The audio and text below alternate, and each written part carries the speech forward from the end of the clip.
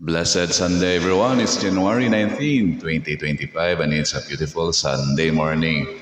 So let's give thanks for all the blessings na nasa buhay natin at mga blessings na darating pa kasama mga pagsubok, mga trials, and mga challenges.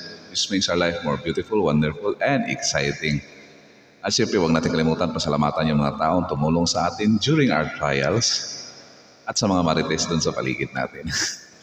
Shout out doon kina Glenda, Glenn Snow, and Uchi, kina Margie Crane, Cecil Bores, Mamalu, Luis and Susen, Jordan and Judy Sasil, kina Gemma David, Nimpa Pagsibigan, Angie Charmento, May Gumayan, Elizabeth Kibara, Mabel Andres, Inday Araso, Ailima Agla, kay Eds Macalinaw, kina Winnie Claire B. Santiago, kay Clyde Dion, siyempre sa lahat ng members ng The Order of the Nine Gates. Ripples of the day natin po is teach your children well to let go of things that are not helping them develop themselves, and also to let go of people who are not contributing to their personal growth. Ayun. So, keep that in mind po. Thank you for following, liking, sharing, and subscribing to these videos. Good morning and have a blessed Sunday, everyone.